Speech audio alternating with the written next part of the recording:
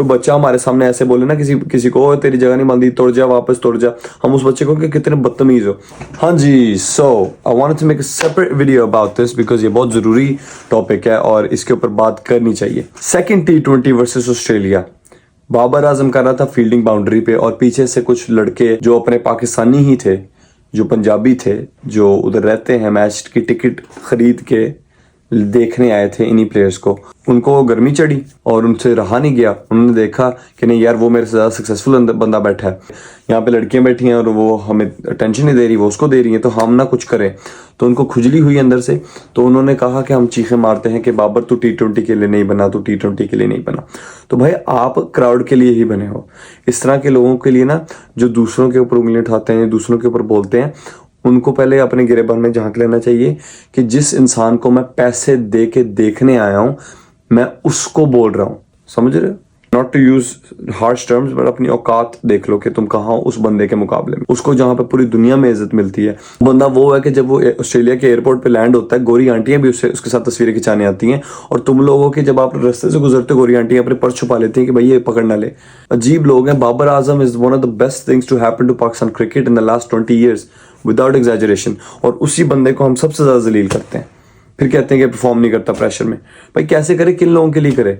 अभी वो बंदा बाउंड्री पे खड़ा है, भाई तुम सलाम दो करो उसको, हाँ वेव करो, कोई अच्छी बात बोलो। अच्छी बात नहीं बोलनी तो लल्लो अपनी बंद रखो, लेकिन नहीं भाई, हमने चवलें मारनी है। और you won't see this happen to anybody else. इनको सिर्फ इंग्लिश में बोल के दिखा दो, इनको चूस नहीं दे दो मुंह में इंग्लिश की, तो फिर ये ठीक रहेंगे कि ओ वाओ वाओ वाओ बड़ा कूल मैन। लेकिन इनको अपने देसी बंदे ना, कभी इनको लगेंगे ये मेरे जैसा ही है, सांवला सा है, पंजाबी में बोलता है ना, इसको इंग्लिश आती है, ये कैसे सक्सेसफुल हो गया?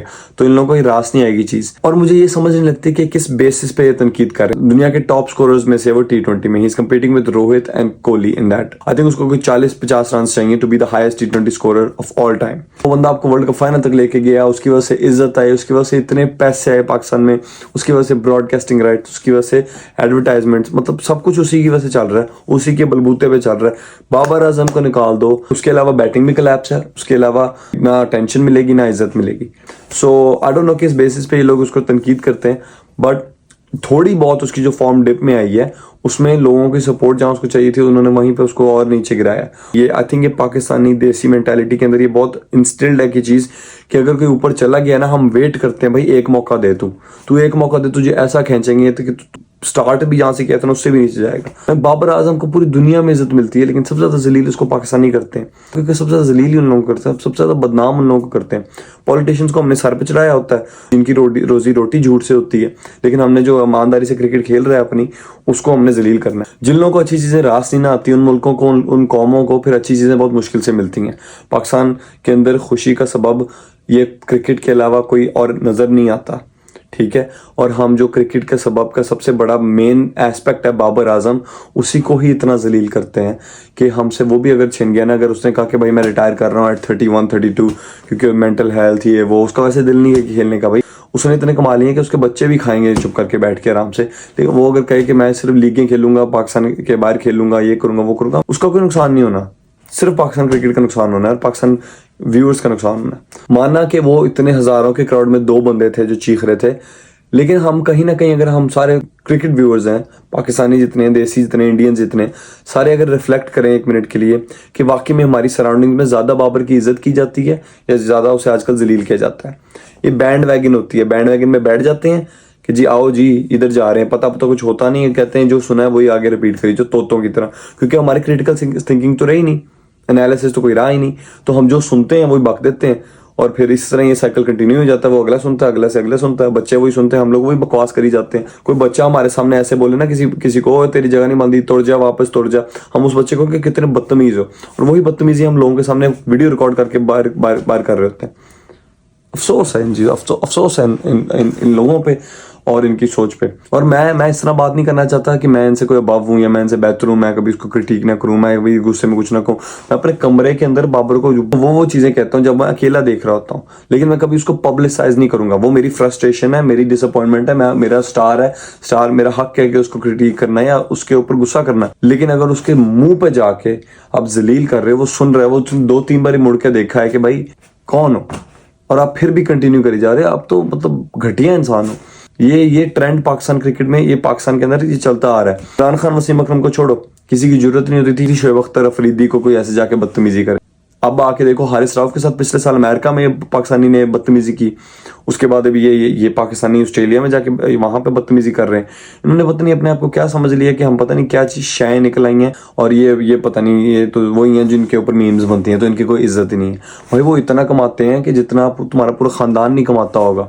तुम लोग जाके देखो ना, अपना डकी भाई देखो, अपना कोई यूट्यूब देखो। आप क्यों मैं पैसे देके मैच देखने जा रहे हो अगर आप लोगों ने इस तरह की हरकतें करनी है? अभी इसका इम्पैक्ट क्या होना है? बंगाली, अफगानी, इंडियंस ये सारे समझते हैं तुम्हारी जुबान, और सारे समझते हैं तुमने क्या उसके बाबर के साथ बदतमीजी की है।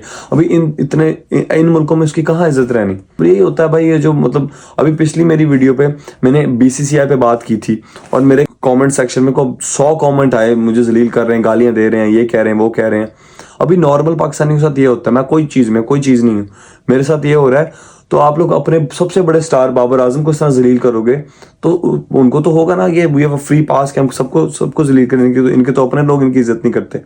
लेकिन बाबर ने कहीं ना कहीं इनके मुंह पे चपेट भी लगाई अगले मैच में, उसने जो he was playing really well, and I hope कि बाबर आजम आगे जाके इस तरह की परफॉर्मेंसेस करे कि वो किसी को मौका ना दे। और आई होप फॉर बाबर से कि वो वाकई में इन चीजों के असर ना ले। I hope for his parents से कि उन्होंने वो वीडियो ना देखी। आई होप कि उसकी मेंटल हेल्थ का भी कोई ख्याल रखा जा रहा हो। PCB में मुझे नहीं लगता कोई ऐसे स्मार्ट लोग हैं कि जो इन चीज़ों पे फोकस करेंगे, लेकिन ये चीज़ें होती हैं। हम नॉर्मल इंसानों को गाली दे देना, हम 2 दिन बैठ के सोचते रहते हैं यार उसने ऐसा कहा था, उसने ऐसा कहा था, लेकिन वो तो फिर उसको हज़ारों लोग कहते हैं। सो आई होप कि कोई someone looking out for Babar Azam, और वो हमारे लिए बहुत ज़रूरी है, हमारी क्रिकेट के लिए बहुत ज़रूरी है, मेरे लिए बहुत ज़रूरी है भाई, मेरी खुशी का सबब है वो। उसको देख देख के मैंने क्रिकेट दोबारा एंजॉय करनी शुरू की थी, उसको देख देख के आगे खेलूंगा और देखूंगा। तो I hope is okay, I hope वो अगले साल में 10 सेंचुरी मारे, आई होप चैंपियंस ट्रॉफी जीते। लेकिन अगर ना भी जीते तो फिर भी बाबर आजम के लिए मेरी उतनी ही इज्जत है जितनी उसके पहले मैच में थी। लेकिन it is what it is. कुछ तो लोग कहेंगे, लोगों का काम है कहना, छोड़ो बेकार की बातों में कहीं बीत ना जाए रहना। सो बाबर भाई चिल करो, एंजॉय करो, हम वक्ती मेहमान हैं इस दुनिया के, और आपसे बड़ा कोई लेजेंड नहीं मेरी नज़रों में। So enjoy it. Thank you everyone, thanks for watching.